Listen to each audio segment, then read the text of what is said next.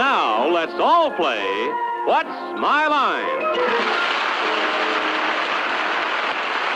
Welcome back, everybody, to episode 11 of What's My Line. We're back with some of our friends from the business community of the Bedford County region to guest today's mystery guest.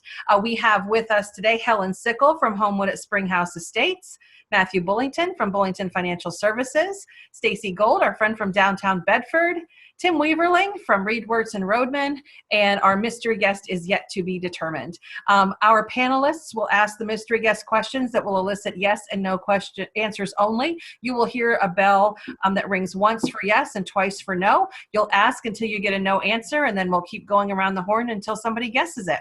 Are we ready to start today? Okay, let's start today with Mr. Weaverling. I'm doing it the old-fashioned way. I'm starting out, Mr. Guest, with the, I'm going right to your identity. Are you a dynamite maker?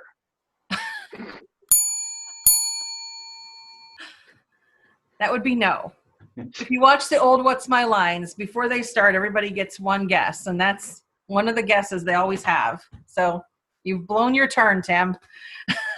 Stacy, your turn. Are you currently working from home? No, they are not working from home. Mr. Bullington. Is your business currently open? Yes, it is currently open with social distancing modifications in place. Okay. Does your business provide a service? No service. Okay. Helen. And can we assume that your business sells a product? It is a product, yes. Do you do much through online sales? No, not really online sales. Tim, back to you. You are open, so would you operate during a normal 9 to 5 business day? 8 to 5, 9 to 5. Yes. They would keep regular hours. I wouldn't say it's 9 to 5 though, but they do. Okay. They do have regular hours. Let me put it that way. Mr. Guest, are you open on weekends? Yes, they are open on weekends. Mr. Guest, do you work in an office? No, this is not an office setting. Stacy. Do you have more than 10 employees? No, this is a small business. Matthew. Do people generally come to you for the product? For sure, yes. Okay. Does your business have more than one location? Yes, it does. Okay. Is there more than one location in Bedford County? Yes, technically, yes. Technically, yes. Yep. Is your business is the, I guess, original or primary location in Bedford County? Yes. Okay. Is the product you sell, is it mainly used indoors? Not necessarily, no. Okay. Helen. Is your product food related? Yes, it is. Do you have any locations in Blair County? No Blair County locations. Tim. Would you say your product is designed more for individuals versus businesses? Yes, although it could be enjoyed by businesses as well. Is your food your product in the food industry a treat? Yes, I would call it a treat. Is your food product treat a candy? Nope, it's not that kind of treat. Stacy. Do you sell beer?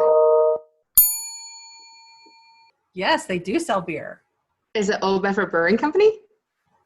It is Old Bedford Brewing Company.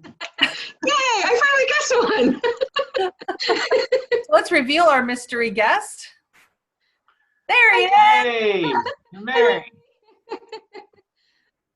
This is our first double mystery guest. It Mary is. Heller. How are you guys? Good. We're actually over at our Racetown location. So Which you're is in Huntington Huntington County. Nobody asked that one. Yep. So how's it going?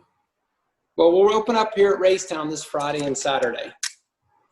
So the campground is opening next door, as well as the resort is going to open. So we canned 7 different kinds, styles of beer, so they can come in and buy cans. Awesome. And I know you're open some hours in Bedford so people can come in and get growlers filled and stuff like that, right? Friday and Saturdays and upon request. So we got a request today by email that someone's father's birthday is today, and they live in Pittsburgh, so they asked us to personally deliver 2 birthday presents to their dad in East Peachtree. Oh, how nice. We haven't brewed any beer since it started, just because of the capacity. We didn't have the storage facility for the inventory. So we're starting to brew this Sunday for the first time. And looking forward to being back, fully open, I'm sure, like everyone else, right? Right. I'm sure you all relate. So on a selfish note, I'm going to ask you what's going to happen to the beer that you were brewing for our Byrne and Kelly concert, which was in June. It was a really special brew batch. it was, and we did a collaboration with Liberty Pole, since we have it in a Liberty Pole bourbon barrel. So we're going to go ahead and bottle it and do a limited release, like we did for other beers. Mm-hmm. And we'll go ahead and maintain the schedule. And then next year, we'll just brew another batch. So our other panelists, I know, are all fans of your place.